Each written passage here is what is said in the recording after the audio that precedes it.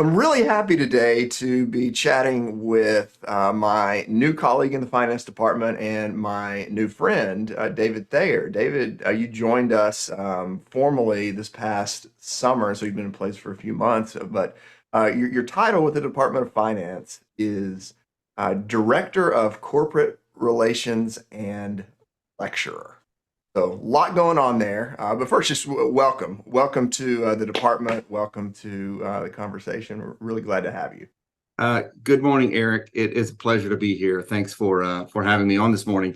I've got to learn a lot in these first 90 days. I'm not quite at 90 days yet, but all the fun of parking and learning Canvas and all the different tools that we use in the academic environment versus the corporate world has been fun. But yeah, that's my role. Yeah, fun's a good word for that. So I want to talk a little bit about what you actually do. So Director of Corporate Relations, that is a brand new position here in the Department of Finance. And so can you talk a Yeah, little bit about what your goals and vision are in that role? yeah, sure. I think unofficially, I'll just say I'm an entrepreneur, Eric. Like I have grand plans. And like I think what I've always told like all my employees is any job is what you make it and how passionate you are about that job. Like for me, if I had to say grand plan for this role, like my vision is the finance majors in the Haslam College of Business are landing the top finance jobs in the country. I know it, that may sound like a stretch, but it's not. I've worked with them enough already to see just the level of intelligence and talent that we have here. So like it's big for me to have like that ultimate goal. And in the first 90 days, I think what I'm really focused on is the parts of the process where I can add value or new processes that I could add. And I think the best way to summarize the role, I guess, in my perspective, is I'm trying to understand all these corporate relationships that we have, and really understand the changing needs that they have coming from the workplace. Technology is changing every day.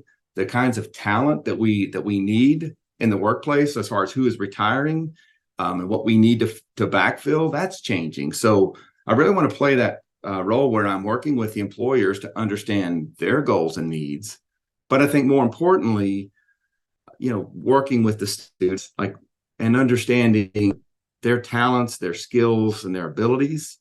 And like the magic is in kind of matching that up. And like, I realize that sounds like I'm running a dating service. That's not what I'm describing, but in a sense, this is a very important relationship. And I think like the success in the long term is finding that match. So I mean, that's in a nutshell how I describe Yeah, the and role. so for me as a faculty member, I think this is amazing because you're living in that nexus between our students who are learning and looking for jobs, employers who are looking for new talent, and then on the other side, there's the folks who are teaching our students. So folks like me, so that there's feedback all around, and you're just living in the middle of those relationships. And so we need someone to live right there. And so I'm really excited that you're doing that. Me So too. let's talk a little bit about why, at least in my view, you are a perfect fit for this position. You spent a lot of time on the employer side, and you had a long, successful career in a number of areas in finance, and now it's sort of I think you're in a giving back type mode. But could you talk a little bit about your career trajectory and the key elements in that maybe got you into the seat that you're sitting in right now? Well, sure. I appreciate you saying that. I've been very fortunate, and I just frankly, I owe a lot to my professors, my school. Like it started with me getting an internship, and I was ready for that. I jumped in 1992, my first internship, and really turned that into my career. And I think I knew a little bit. I didn't know a lot, but I knew how to work hard, and I was prepared. I started in this internship really in the technology space. And I think like just if I step back I've been in the workplace 30 plus years. So my career was not really academic. As soon as I left school, I worked my way through just about every role and level and title. I started as a staff accounting analyst, kind of worked my way from the dark side of accounting. No, just kidding. Yeah. But I really gravitated to the finance side, like strategic planning. I got into some budget supervisor roles, and ultimately on that finance side, worked my way up to chief financial officer roles. And I really, I think over the course of the 30 years, if you looked at it, I think I worked in technology companies. I made my way into traditional banking and then really became a unicorn in the payment space. So I would almost classify that as kind of the fintech of the banking world, and then began to work my way into private space. So private equity backed companies and working with private equity firms. And that gave me a lot of different insights. I think those jobs also gave me a lot of cool experiences that I'd like to share. I started in Tennessee and Virginia and North Carolina, but like as my purview grew, I got to really travel all over the United States. And then I think towards the end of my career, I've had employees in Germany, Poland, Ireland, Spain, India, Mexico, Canada. And I've just thoroughly enjoyed understanding all the international cultures, working with great employees everywhere. I can't say the same for working with so many currencies. Like that wasn't always my favorite, but really that's in a nutshell, I guess, some of the experience that I bring.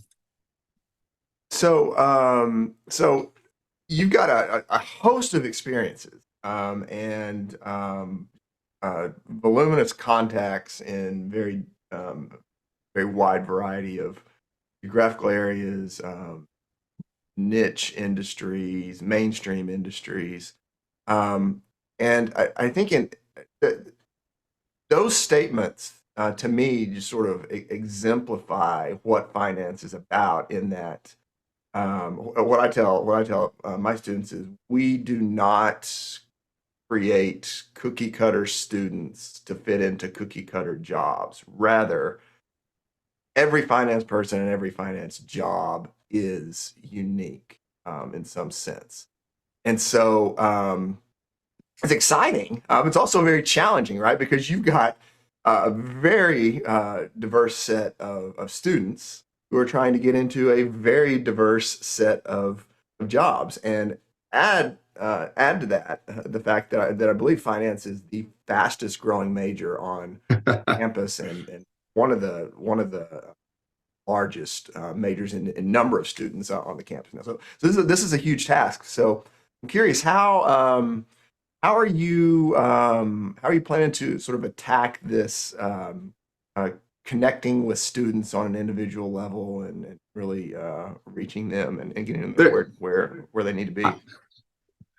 I probably could talk about this for a day, but I'm excited. Like I think you said a lot right there, Eric. I think I'll start with, I kind of take it to my own kids. Like, first of all, they didn't know what they wanted to do. I was glad to know as a parent that it's not just me as I came here and I've started to talk with students. I think one of the first ways I can connect with them is to start to help them understand some of the different career paths. I mean, you said it well. I mean, I've had the benefit of working for or with just about every role in finance over the course of my career. But like, I'm the first to say I picked my first career path based on like the average salary of that role. I thought, hey, this is where I want to be. I didn't really understand kind of what that role did. And, now I do. I really hope that I can help students begin to narrow their focus a bit in regard to what some of the different careers. I mean, there's investment banking, corporate FP&A, commercial banking,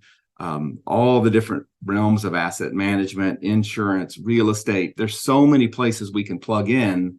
And I think one of the things that I hope to help do is use some of my experience to help those students narrow down their focus. And by the way, one reason that's so important is, I mentioned it earlier, like I had an internship and that helped me get started. But what I'm seeing with the employers is so many of the employers would love to get you an internship your sophomore summer or even your junior summer. So I really want to help them get some narrow focus or let's see some opportunities so they can help pick their choices. And that's, I'm not sure if that's where you were going with the question, Eric, but to me, it's the first thing that comes to mind is I can connect with them there The other way I connect is, I think there's two other ways. Like, to me, I have to really know our product, which I'm calling our students our product. They're awesome.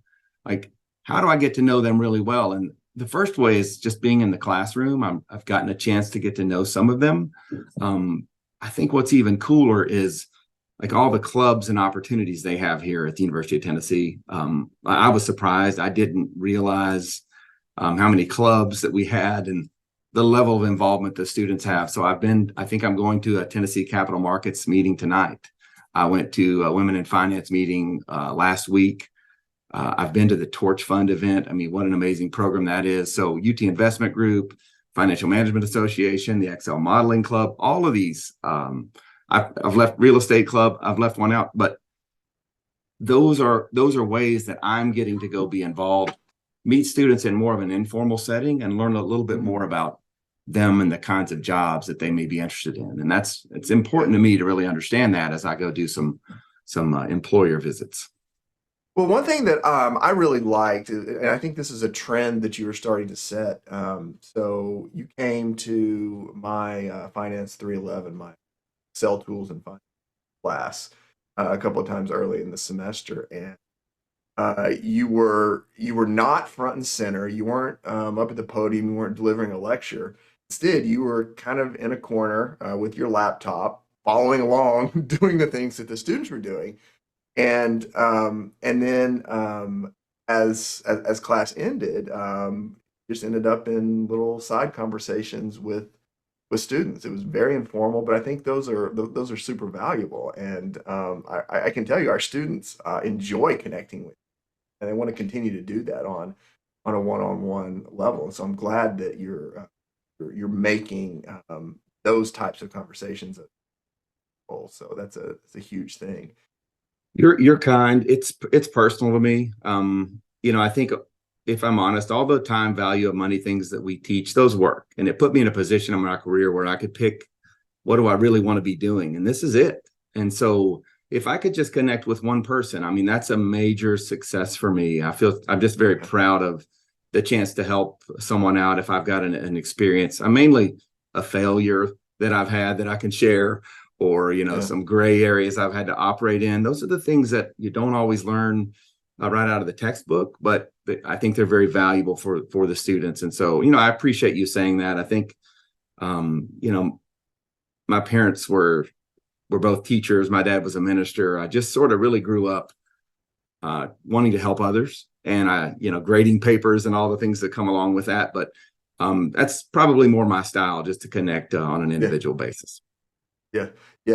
But there are some formal things that you're going to be doing, and I know that you've got a set of more structured things that you're thinking about over the next few months. And so on the corporate relationship side, can you talk a little bit more about what kind of big ticket items are coming up that folks need to watch for? Yeah, absolutely. I think I tried not to rush, and that's my tendency as an entrepreneur, is just to go do everything right away. But what I've really been just paying attention these first 90 days, employers want to come talk to us, right? I've not met a single one that I called or reached out to that didn't answer the phone enthusiastically and be interested in helping learn or teach or guide. A lot of employers are asking for time. Like, I've hosted some events here already for some large employers in the area where students got job offers and they've accepted those offers. And, that feels really good. So there'll be more of that. What I'm trying to do is figure out how to put some organization around those visits. Potentially what you'll see is more of some panel type situations where maybe if someone's interested in asset management, we bring in research and a financial advisor and some of the relationship side, and do a panel where a student can really learn about that particular job opportunity. So that's definitely coming. I think on the relationship building trail, Eric, like, what's been great for me is our alumni is so active, and they're frankly very distinguished, successful, influential people across the country. So, I reached out to them and said, hey, I'd like to do a kind of multi-state tour here and get to know and meet some of the employers that's part of your network. And they've been more than willing to do that. So part of what's happening is I think I'm farming, right? I'm building bridges to where I think Yeah. we have more employers that want to come to work with us. And I'm specifically thinking about job fairs. So I've already picked a date where we put our own finance major specific job fair on the calendar and bring some of those guys in to talk to us. So from investment banking to commercial banking, just a day Will that's that be really in the more focused spring? on in the spring. Okay, good. Yeah.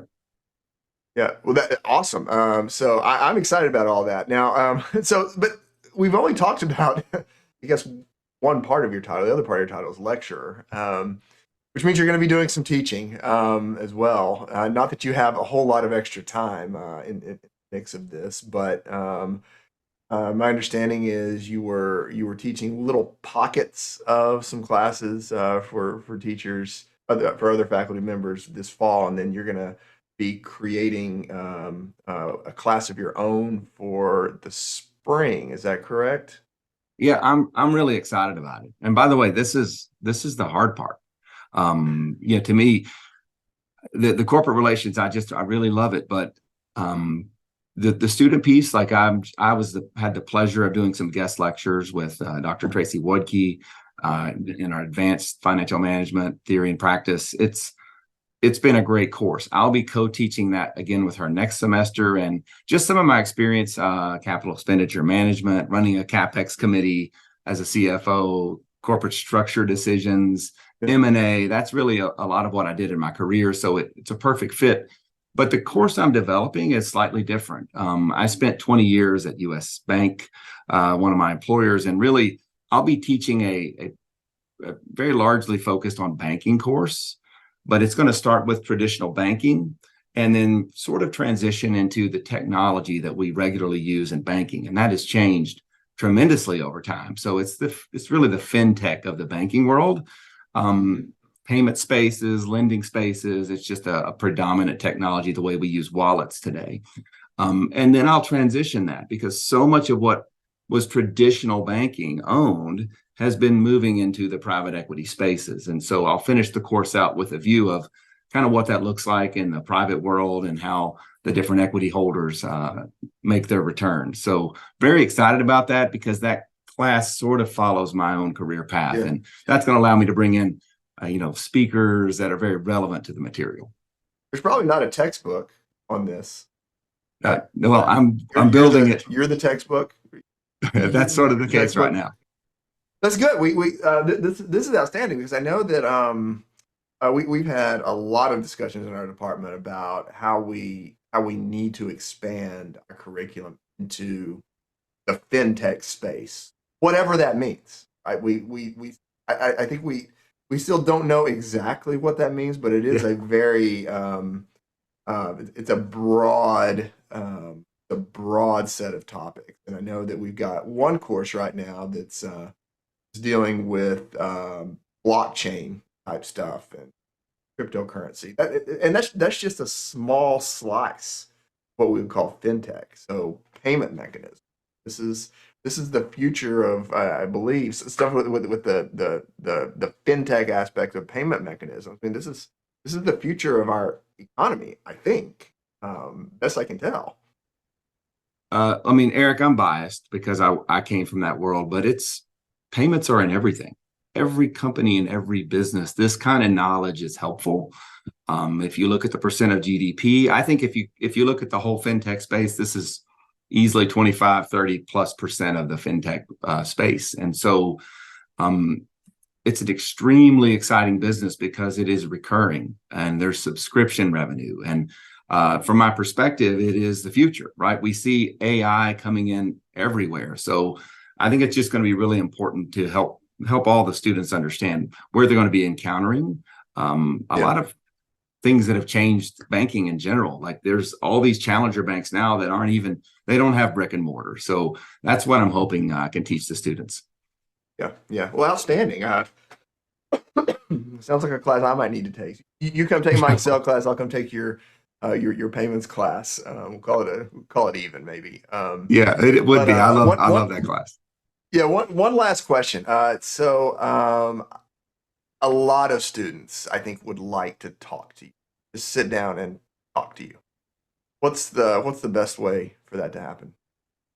Well, I don't know that I have that nailed, Eric. I've I've probably spent more hours talking to students here in the first 90 days than I planned on. And Yeah. that's been great. I think what I'm trying to do is get some office hours really nailed down that I can do some guidance, counsel. Like I love to Yeah. do mock interviews, and frankly, I've looked at 1,000 resumes in my lifetime. We have great resources on campus that already do that, but specifically for some of the finance jobs, I want to help because I know the questions that they're going to be asking, and Hmm. so I'm trying to do. I don't have that nailed yet, but I'm trying to get some actual office hours that are really specifically directed at that. So I think probably more to come in that regard, but Hmm. I'm here every day. I come in at 7 and I'm usually here till about the same time. Yeah. Well, in the meantime, our students can they send you an email if they want to chat? Please, I would love Yeah. that. My email is it's easy. It's Thayer, Thayer at utk.edu. And I'm here in 616C of SMC. So doors Yeah. always open.